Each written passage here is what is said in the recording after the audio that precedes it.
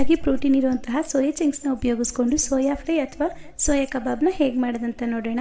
200 gram ಆಗುವಷ್ಟು soya ಚಂಕ್ಸ್ನ ನಾನು ನೀರಲ್ಲಿ ನೆನೆಸಿ ಅದರಲ್ಲಿರುವಂತಹ ನೀರನ್ನು ಸ್ಕ್ವೀಸ್ ಮಾಡಿ ಇಟ್ಕೊಂಡಿದ್ದೀನಿ. ಅದಕ್ಕೆ ಅರ್ಧ ಸ್ಪೂನ್ ಆಗುವಷ್ಟು ಗರಂ ಮಸಾಲ ಪುಡಿ, 1 ಸ್ಪೂನ್ ಆಗುವಷ್ಟು ಧನಿಯಾ ಪುಡಿ, 1/4 ಟೀ ಸ್ಪೂನ್ ಆಗುವಷ್ಟು ಅರಿಶಿನ ಪುಡಿ, 1 ಸ್ಪೂನ್ ಆಗುವಷ್ಟು ಕೆಂಪು ಮೆಣಸಿನ ಪುಡಿ, 2 ಸ್ಪೂನ್ ಆಗುವಷ್ಟು ಕಾರ್ನ್ಫ್ಲೋರು, 1 ಸ್ಪೂನ್ ಆಗುವಷ್ಟು ಮೈದಾ ಹಿಟ್ಟು, 1 ಸ್ಪೂನ್ ಆಗುವಷ್ಟು ಶುಂಠಿ ಬೆಳ್ಳುಳ್ಳಿ ಪೇಸ್ಟು, ರುಚಿಗೆ ಎಷ್ಟು ಬೇಕೋ ಅಷ್ಟು ಉಪ್ಪು, ಅರ್ಧ ಹೋಳಾಗುವಷ್ಟು ನಿಂಬೆಹಣ್ಣಿನ ರಸನ ಸೇರಿಸ್ಕೊಂಡು ಇದನ್ನೆಲ್ಲ ಚೆನ್ನಾಗಿ ಮಿಕ್ಸ್ ಮಾಡಿಕೊಂಡು ಡೀಪ್ ಫ್ರೈ ಮಾಡ್ಕೊಬೇಕು ಅಷ್ಟೇ. ಇವತ್ತು ನಾನು ಉಪಯೋಗಿಸ್ತಾ ಇರುವಂತಹ ಎಣ್ಣೆ ಬಂದು ಹೆಬೇವು ಫ್ರೆಶ್ ಅವರ 100% ನ್ಯಾಚುರಲ್ ಕೋಲ್ಡ್ ಪ್ರೆಸ್ಡ್ ಸನ್ಫ್ಲವರ್ ಆಯಿಲ್ನ ಉಪಯೋಗಿಸ್ಕೊಳ್ತಾ ಇದ್ದೀನಿ.